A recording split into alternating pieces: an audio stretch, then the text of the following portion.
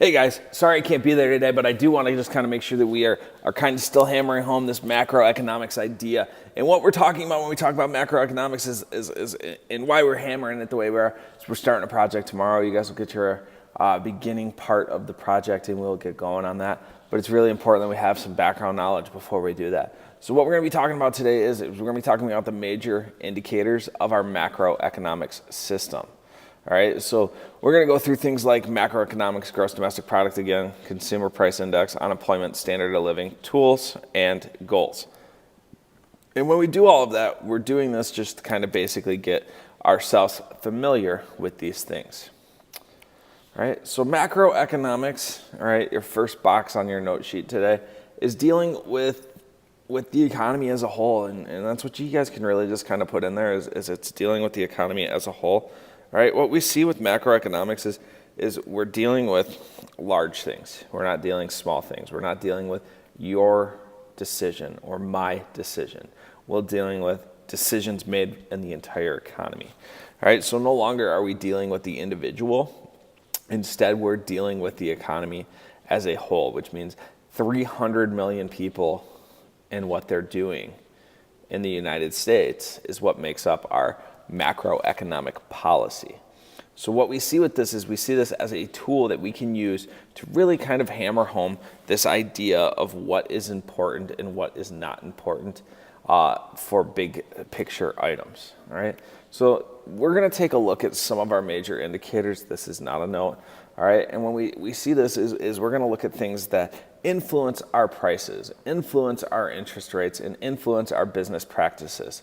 Our major indicators are basically a series of numbers that economists look at to determine if the economy is going well or going poorly. And they just look and they see and they make that decision. And it influences things like our prices, the prices that we pay, right? It influences things like our interest rates. How much interest are they going to charge us on a loan? The higher the interest, the worse off the economy is likely doing. The lower the interest, right, they probably want us to kind of get things bought to kind of stimulate the economy a little bit. And we'll take a look at business practices such as hiring and layoffs of employees. So your first one here is your gross domestic product, and GDP is defined as the total market value of goods and services produced by a country over the course of a given time period. Usually, it's over a year, right? And sometimes we'll talk about the GDP per capita. When we talk per capita, we're talking per individual worker, all right? And it's an average. But what we see with this is we see GDP being one of those things that we use to determine the overall health of an economy. And as we watched that video on Friday, that short 3-minute video that was kind of cartoonish, that make work not progress, or make progress not work, right? That GDP is not necessarily the best tool for us to use to evaluate economies because it doesn't bring into account many of the items that we might need to see. For instance, it does not bring into account things like healthcare, clean drinking water, literacy, right? These 3 things would define like a successful country, and you can have the greatest GDP in the world, but if you don't have those 3 things, you don't have a very successful country. All right, so that's one of those things that we kind of see as a very, very important piece of the whole macroeconomic cycle is GDP is not the best tool to evaluate. The next one we see is the consumer price index, and this is the average change over time of prices paid for a market basket of goods or services. So when we see the CPI index, what we're talking about is how much did that happen?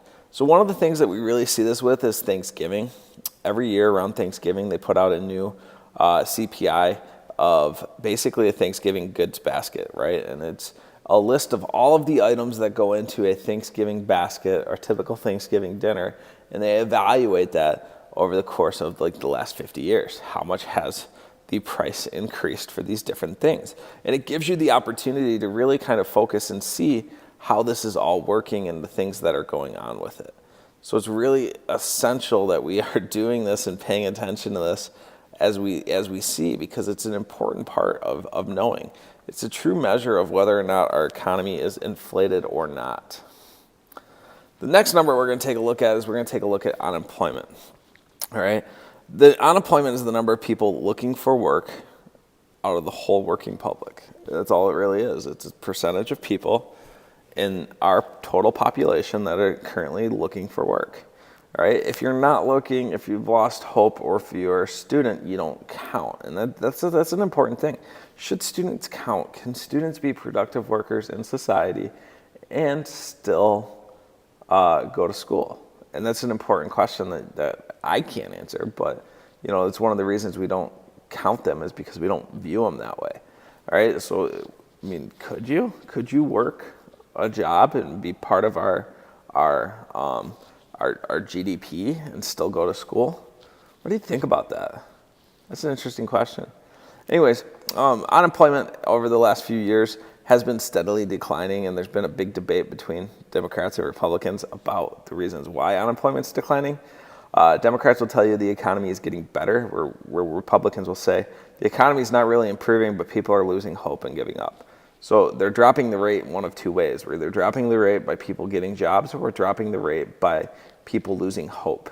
And that's a big difference between the two parties right now and what they're viewing. And it's an important kind of distinction for us to kind of pay attention to.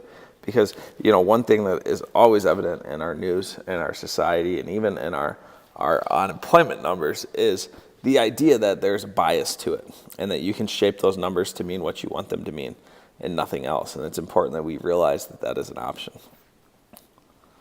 Standard of living is basically the measure of how much does one worker complete, how much work does one complete. That's how we measure our standard of living.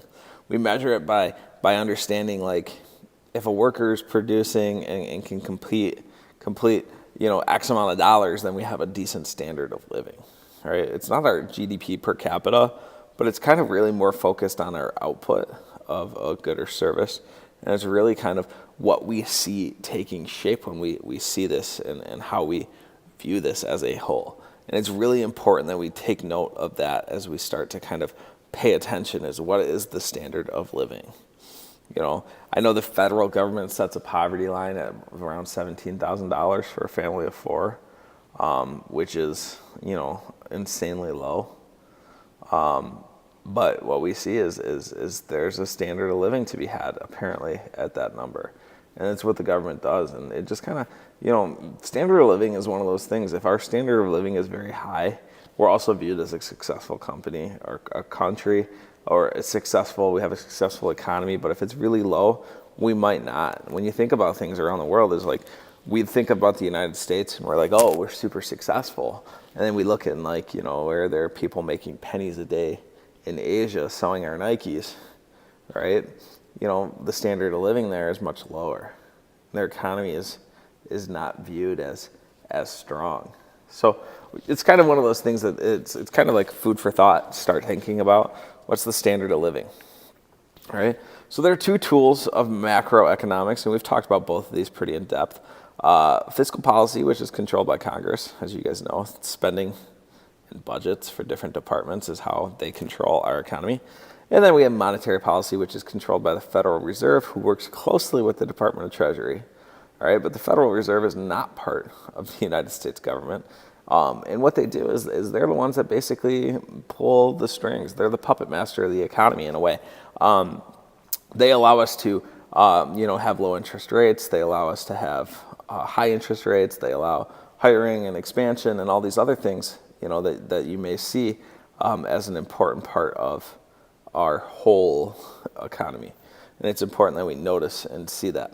All right.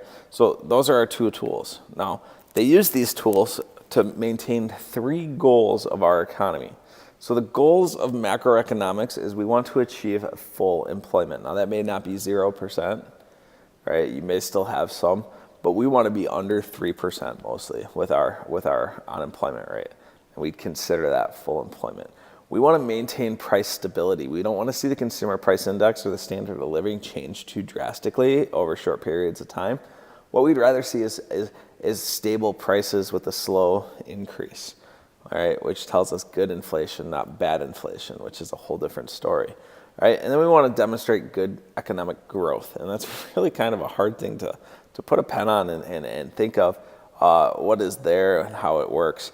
But it is something that is something that the economy and our major indicators in our macroeconomics strive for. So that's that. All right, tomorrow we're going to start a project, but you guys will notice there's a few questions on the back of your assignment on your notes here.